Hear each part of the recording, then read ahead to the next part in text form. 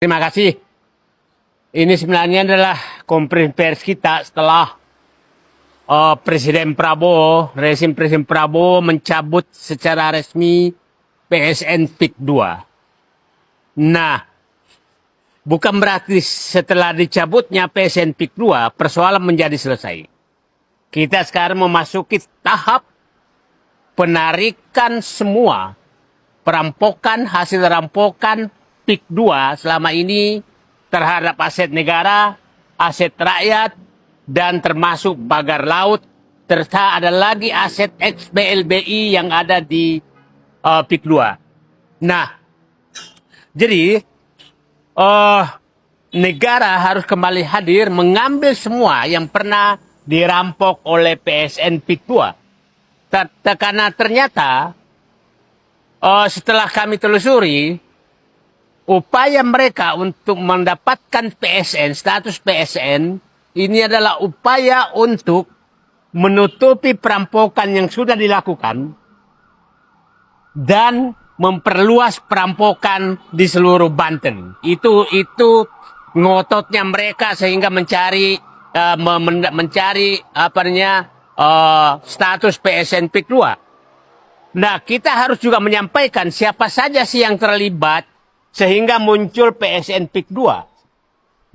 Istilah saya biang keroknya. Yeah. Salah satu biang keroknya adalah Sandiaga Uno. Sandiaga Uno lah yang membuat usulan agar PIK 2 mendapatkan PSN. Status PSN di bidang pariwisata ya? Ya.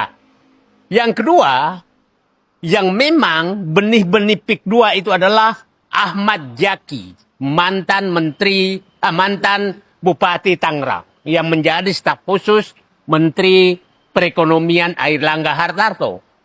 Yang ketiga adalah Airlangga Hartarto yang membuat keputusan untuk memberikan status PSN PIK 2. Nah, PSN PIK 2 ini keluar, itu adalah hasil perselingkuhan antara Joko Widodo sama Aguan.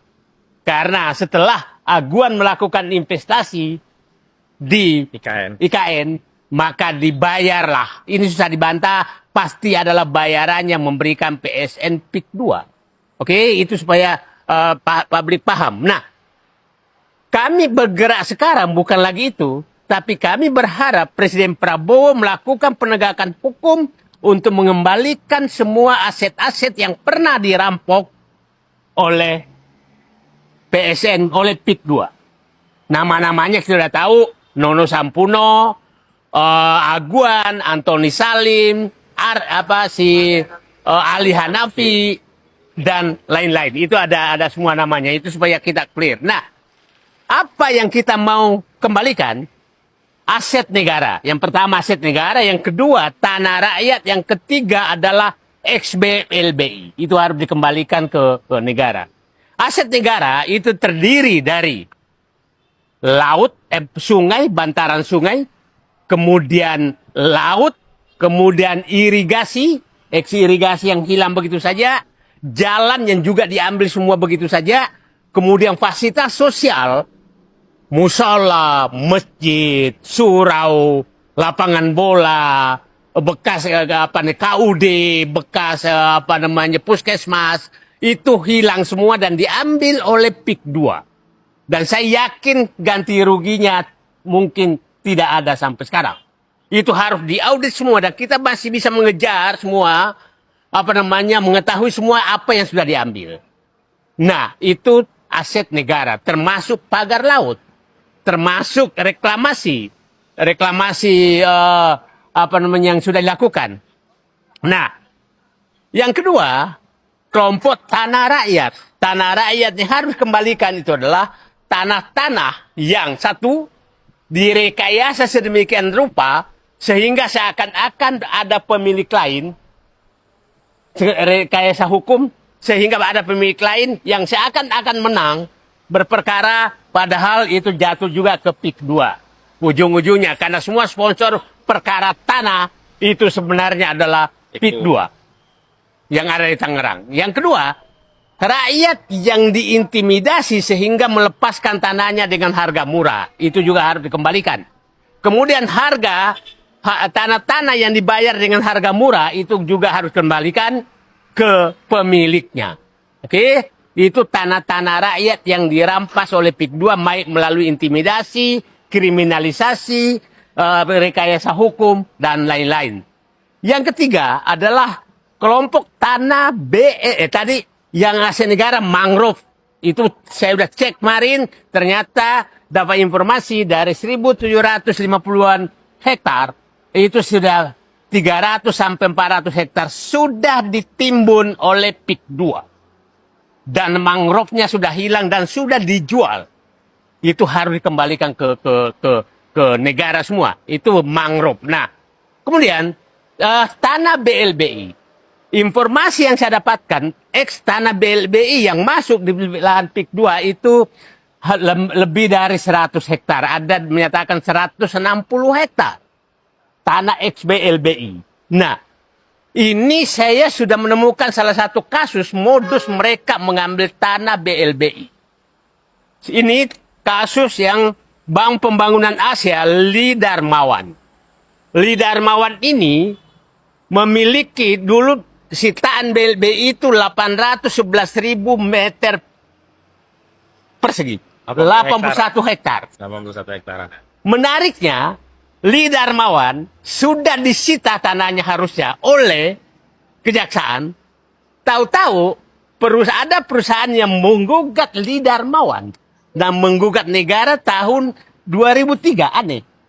Padahal harusnya disitanya itu tahun 2023. Harusnya disita 2003 udah disita. Dan tidak disita-sita oleh pengadilan. Sekarang tanah itu,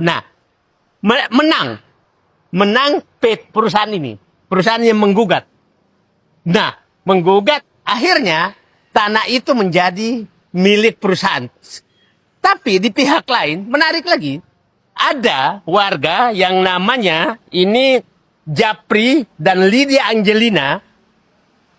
Ini menggugat bahwa tanah yang ada di PIK 2 itu adalah tanahnya dia yang diambil PIK 2. Lucu. Setelah ditelusuri orang ini, itu rumahnya sampai 200 meter aja nggak nyampe. Jadi orang nggak masuk akal bahwa dia punya tanah 81 hektar di PIK 2. Permainan semua. Permainan. Nah, ini seakan-akan PIK 2 kalah. Jadi, PIK 2 ini bukan menuntut sekarang. Dia pura-pura menjadikan dirinya bahwa dia pemilik tanah digugat orang lain. Nah, sehingga dengan kalahnya dia, itu jatuh kepada orang ini dan pindah sekarang menjadi tanah PIK 2. Nah, ini skenario betul-betul yang dilakukan PIK 2. Nah, ini seluruh tanah BLB, ex-BLBI. Yang ada di PIK 2, saya berharap Presiden Prabowo melakukan audit hukum. Karena perpindahan seperti ini ternyata dilakukan oleh PIK 2 untuk mengambil tanah ex-BLB. Nah, ini harus dibuka semua oleh ini. Jadi, saya berharap Pak Prabowo, Presiden Prabowo, setelah Bapak mencabut PSN PIK 2, maka lakukan audit. Satu, audit semua aset negara yang sudah diambil, pagar laut, pantai yang sudah pantai yang sudah direklamasi.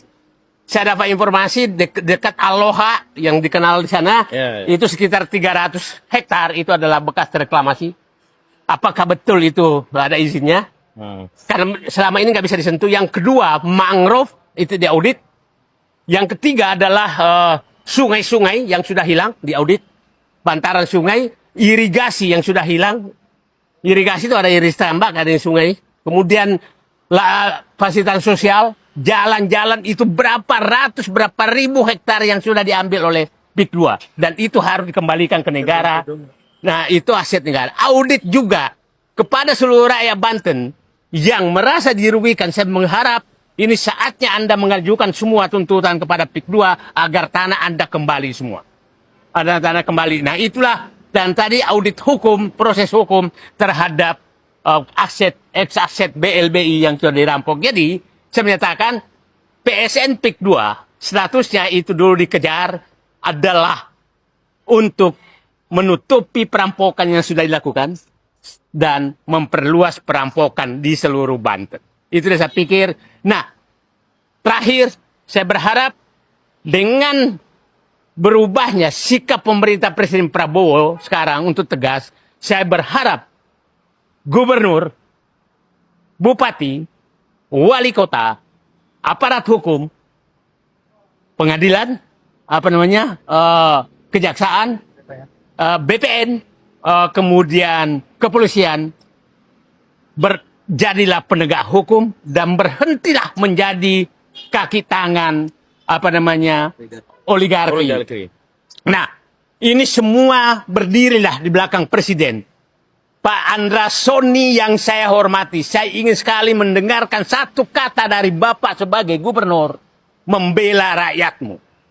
Kemarin kita sangat sedih, orang menertibkan muridnya di sekolah karena merokok, malah kepala sekolahnya yang Bapak pecat. Tapi orang Banten diam semua.